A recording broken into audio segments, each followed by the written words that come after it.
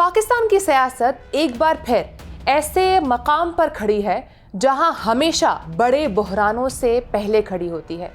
सवाल ये है कि क्या खैबर पख्तूनख्वा में गवर्नर राज लगने जा रहा है?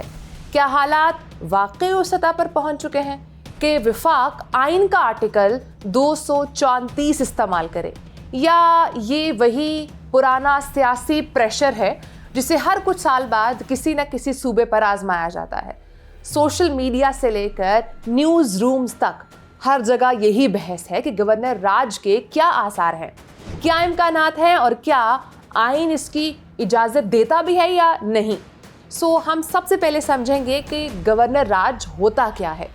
आम जुबान में यूँ समझें कि सूबे की मुंतखब हुकूमत एक तरफ हो जाती है और गवर्नर, जो कि वफाक का नुमाइंदा है, पूरे सूबे का इंतज़ाम संभाल लेता है। वज़ीर आला और काबीना गैर मौसर हो जाती है, असम्बली मौजूद रहती है मगर फैसलों का मरकज़ गवर्नर हाउस बन जाता है। ये एक गैर मामूली कदम है जो आम हालात में नहीं उठाया जाता, और ये कदम आइन के अंदर कहाँ मौजूद है? आइन के आर्टिकल 234 में। इसकी ज़ुबान थोड़ी कानूनी है मगर बात सादा सी है। अगर वफाक को ये महसूस हो कि सूबाई हुकूमत आइन के मुताबिक नहीं चल रही, अमन व अमान हाथ से निकल गया है, या सूबाई मशीनरी ठप हो गई है और हुकूमत वाकई कंट्रोल खो चुकी है, तो वफाक सदर को मशवरा दे सकता है कि वो सूबे को गवर्नर के ज़रिए चलाएं। सदर अकेले कुछ नहीं कर सकते, उन्हें वफाकी हुकूमत की एडवाइस चाहिए होती है।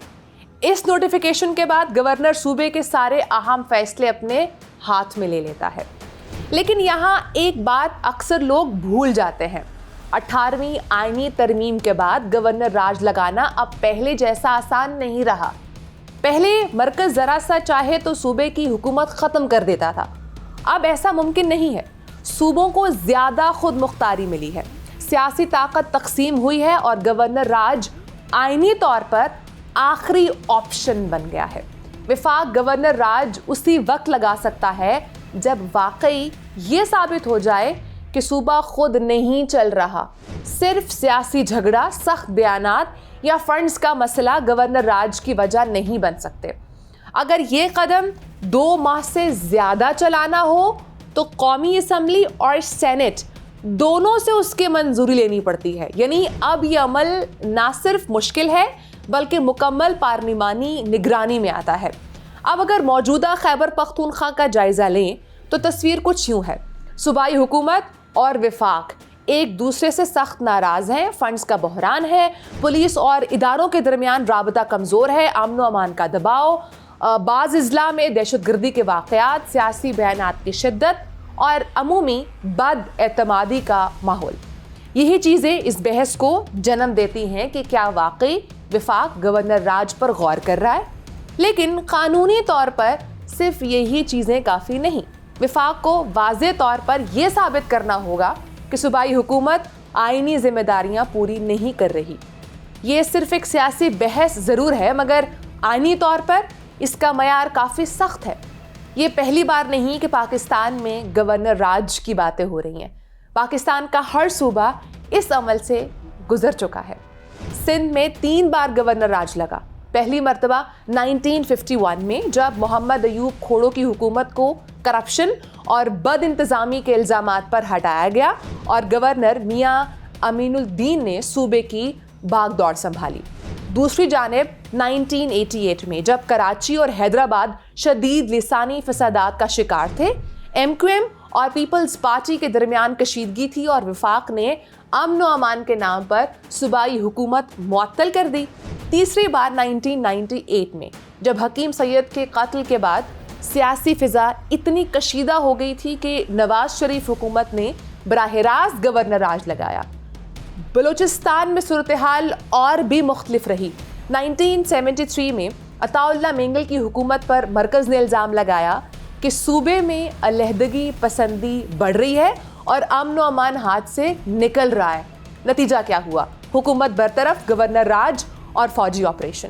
1975 और 1977 में भी बराह रास्त गवर्नर राज के तजुर्बे सामने आए اور 1999 سے 2002 تک مشرف دور میں پورا صوبہ فوجی گورنرز کے ماتحت رہا۔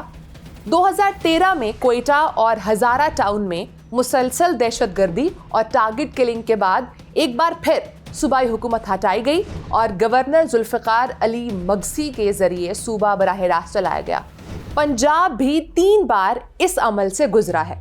پہلی بار 1949 میں جب وزیر اعلیٰ افتخار حسین ممدود کی حکومت پر الزام لگا کہ انہوں نے اپنی اکثریت غلط بتائی، نتیجتاً پنجاب 2 سال گورنر راج کے نیچے رہا۔ دوسری بار 1999 میں مشرف کے قبضے کے بعد پنجاب فوجی گورنرز کے ذریعے چلنے لگا۔ تیسری بار 2009 میں جب سپریم کورٹ نے نواز اور شہباز شریف کو نااہل قرار دیا تو صوبے میں ایک غیر معمولی آئینی خلا پیدا ہوا اور گورنر سلمان تاثیر نے براہ راست انتظامی کنٹرول سنبھالا، اگرچہ اسمبلی برقرار رہی۔ خیبر پختونخوا کی بھی 3 مثالیں ہیں۔ 1975 میں سیاسی انتشار، اتحادی حکومت کی کمزوری اور امن و امان کے خراب ہونے پر گورنر راج لگا۔ 1994 میں بھی یہی صورتحال پیدا ہوئی، صوبائی حکومت چل نہیں پا رہی تھی، اختلافات شدید تھے اور مرکز نے مداخلت کی۔ 1999 سے 2002 تک مشرف دور میں پورا KP گورنر کے ذریعے چلایا جاتا رہا۔ ان تمام مثالوں میں ایک چیز مشترک ہے، ہر گورنر راج اس وقت لگا جب یا تو امن و امان کا بحران تھا یا سیاسی انتشار حد سے بڑھ چکا تھا یا مرکز اور صوبے کے تعلقات ٹوٹ چکے تھے۔ 18ویں ترمیم کے بعد مرکز کو یہ ثابت کرنا پڑے گا کہ صوبائی حکومت واقعی آئینی طور پر ناکام ہے، اس کے بغیر کچھ ممکن نہیں۔